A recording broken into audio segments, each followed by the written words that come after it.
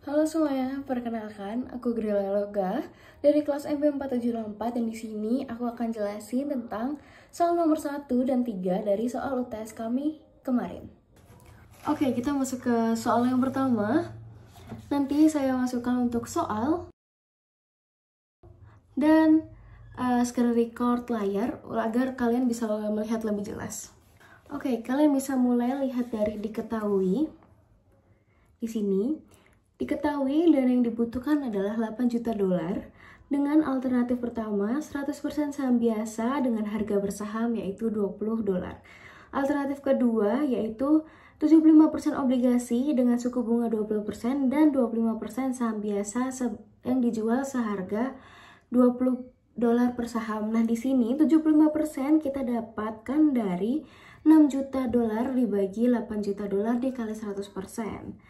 Dan 25% saham biasa juga didapatkan 2 juta dolar dibagi 8 juta dolar dikali 100%. Setelah itu ada teks juga sebesar 30%. Setelah itu kita masuk ke bagian jawaban. Di bagian jawaban kita yang pertama harus menentukan harga per lembarnya dulu. Di sini harga per lembarnya adalah di alternatif 1 kita menggunakan rumus 100%. 100% kita mendapatkan ini dari karena di alternatif 1 ada 100% saham biasa. Nah, kita masukkan ke rumus 100% dikali 8 juta dolar dibagi 20. 8 juta itu karena dana yang diperlukan dan 20 adalah harga per sahamnya. Jadi kita bisa dapat jika alternatif 1 memiliki 400 lembar saham. Setelah itu masuk ke alternatif kedua, 25% itu dapat dari karena di alternatif 2 mereka hanya memiliki 25% saham biasa.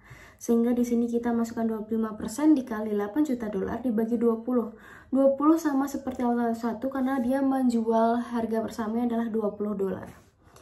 Dan akhirnya kita mendapat untuk alternatif 2 yaitu 100 lembar.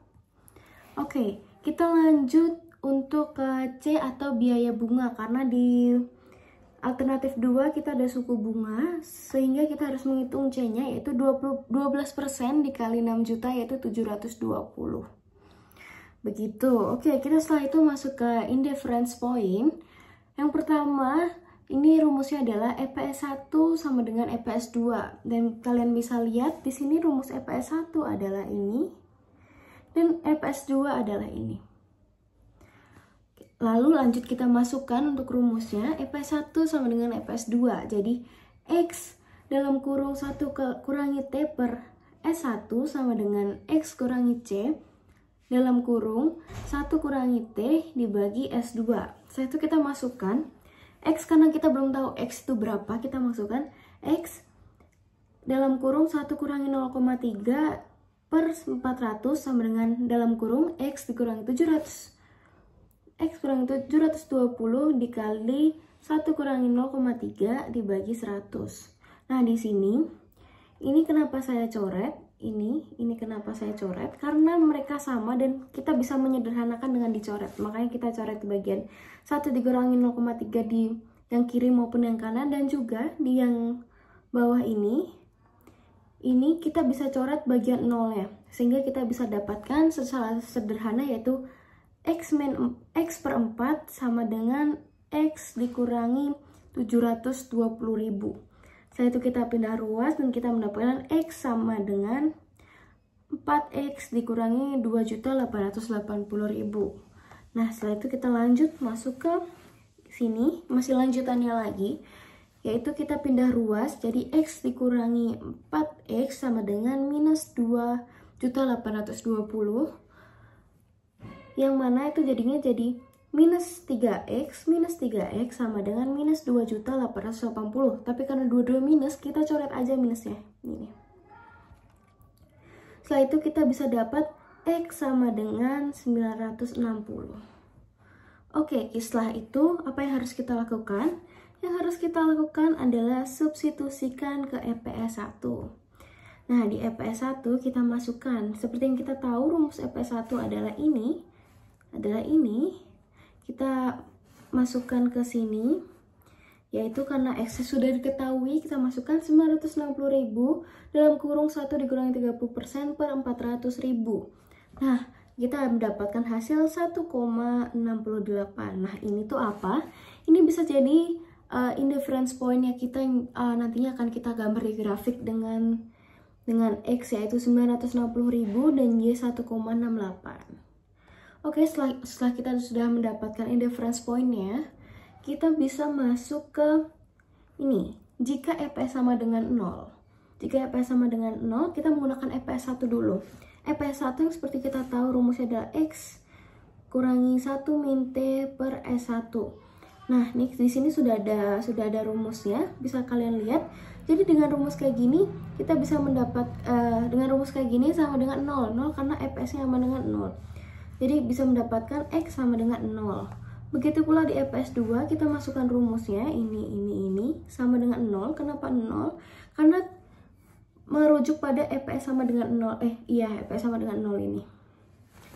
Oke, dan kita bisa dapatkan X sama dengan 720. Nah, setelah kita sudah tahu jika EPS 0, X kedua EPS 1 dan 2 berapa, yang EPS 1 sama dengan 0 dan EPS 2 sama dengan 720.000, kita bisa gambar grafiknya. Nah, di sini grafiknya kalian bisa lihat untuk yang vertikal itu merupakan EPS dan horizontal adalah EBIT. Nah, di sini juga bisa kita lihat yang pertama di garis putus-putus merah ini. Garis putus-putus merah ini adalah indifferent point-nya. Jadi yang sudah kita dapatkan tadi yaitu 960.000 dan 1,68. Di sini 960.000 dan juga 1,68 di sini. Setelah kita mendapatkan titik indifferent point-nya di tengah sini. Dan untuk yang garis untuk yang garis ini dan ini kita dapat dari mana? Yang kita hitung terakhir yaitu jika EPS sama dengan 0. Nah, di sini jika EPS-nya sama dengan 0, untuk EPS 1, X-nya berada di titik 0. Berarti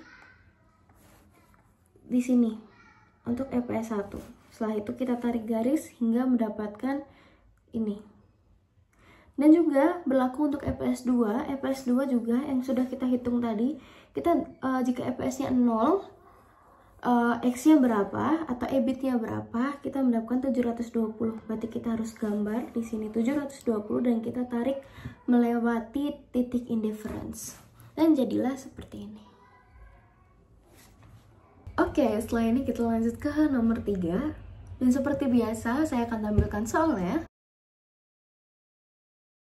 Dan juga saya akan tampilkan share screen-nya agar kalian bisa melihat lebih jelas dari penjelasan saya.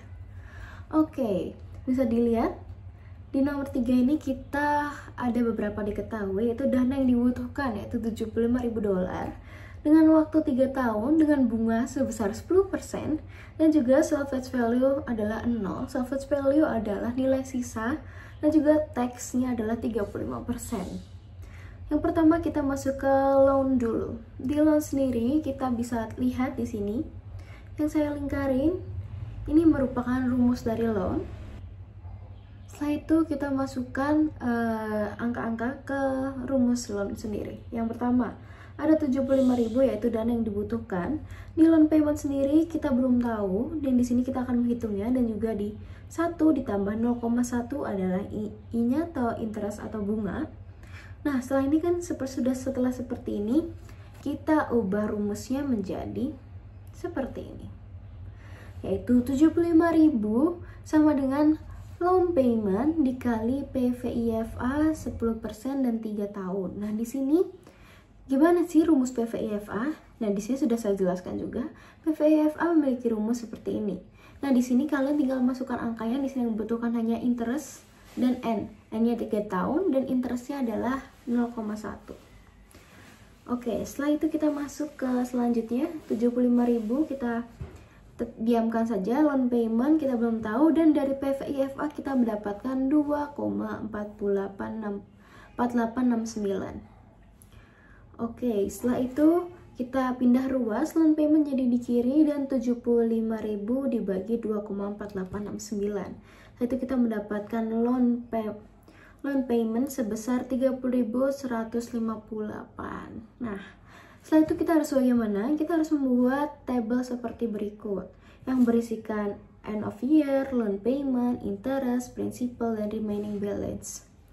Nah, di sini ada tahun dari 0 sampai 3 tahun. Nah, di loan payment sendiri kita isikan yang kita sudah tahu yaitu 30.158 kita masukkan di tahun 1, 2, dan 3.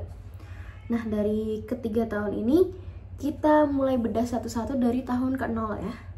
Di loan payment tahun ke-0 tidak ada, interestnya juga tidak ada, principal repaymentnya juga tidak ada. Namun di remaining balance-nya ada yaitu 75.000. Nah, setelah itu apa yang kita lakukan? Kita coba tarik 75.000 ini dikali 10% untuk mengisi interest di tahun pertama, yaitu 75.000 kali 10% yaitu 7.500. Nah, setelah itu kita bisa dapat principal repayment dari 30.158 dikurangi 7.500. Setelah dikurangin, kita bisa mendapatkan angka yaitu 22658. Setelah itu angka ini 75.000 dikurangin 22658 dan mendapatkan angka 52342. Setelah itu kita lakukan hal yang sama seperti tadi, 52.342 dikalikan dengan 10%, kita mendapatkan angka 5.234,2. Setelah itu kita kurangin dari 30.158 dikurangi 5.234,2 mendapatkan angka 24923,8. Setelah itu kita kurangin lagi seperti biasa, 52.342 dikurangi 24.923,8 dan mendapatkan angka 27,418,2. Nah, setelah seperti ini kita lakukan yang sama dengan seperti bawahnya. Seperti biasa kita kalikan 10% mendapatkan ini, kita kurangkan dengan 30.158 kita mendapatkan ini, dan di sini seharusnya sama dengan 0. Cuman karena di sini tidak, tapi at least mendekati, dan di sini kita kosongin saja, di bagian sini kita kosongin saja. Oke, setelah seperti ini apa yang harus kita lakukan? Yaitu kita harus menghitung annual depreciation-nya. Annual depreciation yaitu di sini dana yang kita butuhkan dikurangi salvage value dan dibagi tahunnya. Yang seperti kita tahu salvage value-nya ada 0 dan juga tahunnya 3 tahun, sehingga kita mendapatkan annual depreciation yaitu 25.000. Setelah itu kita lanjut kemana? Lanjut ke after tax cost of debt. Di sini seperti yang bisa kalian lihat yaitu rumusnya I dikali 1 dikurangi T. Setelah itu kita dapat menghitung dan mendapatkan 0,065 atau 6,5%. Nah, setelah itu harus apa kita lakukan? Kita membuat tabel lagi yang berisikan seperti yang kalian bisa lihat. Di sini setiap kolom sudah saya kasih keterangan, ini kolom 1, 2, 3, 4, 5, 6, 7 dan seterusnya. Di sini kita bisa lihat di end of year kita cuma pakai 1 sampai 3.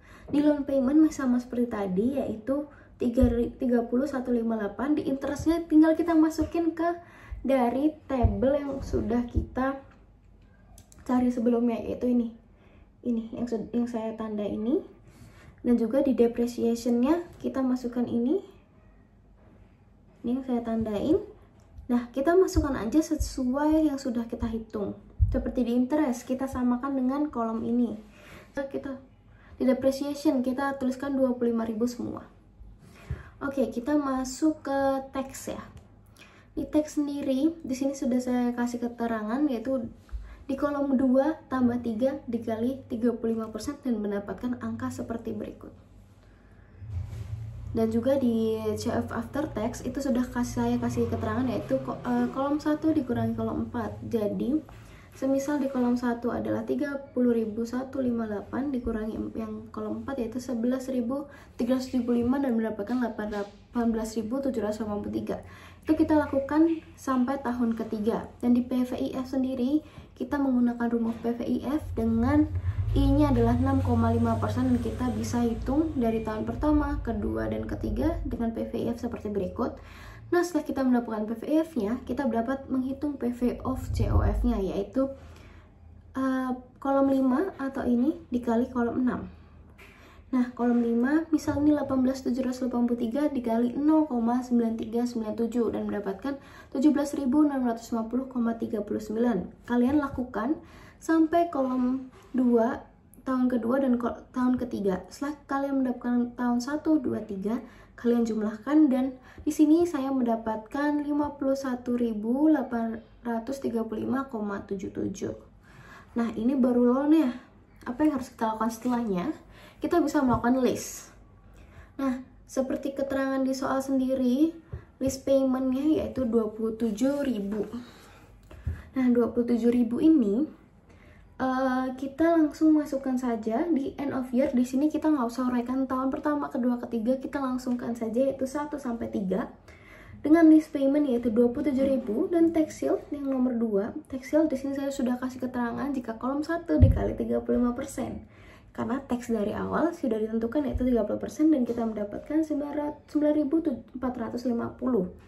Setelah itu di kolom ketiga, itu saya kasih keterangan jika kolom 1 dikurangi kolom 2, yaitu 27.000 dikurangi 9.450, yaitu 17.550. Nah, setelahnya kita menggunakan rumus PVIFA, yaitu 6,5% dengan hasil 2,6485. Nah, setelah itu yang terakhir yaitu kita bisa menghitung PV of COF. PV of COF sendiri itu kolom 3 dikali kolom 4 yaitu 17.550 dikali 2,6485 dan kita mendapatkan 46.481,18. Nah, hasil akhirnya gimana?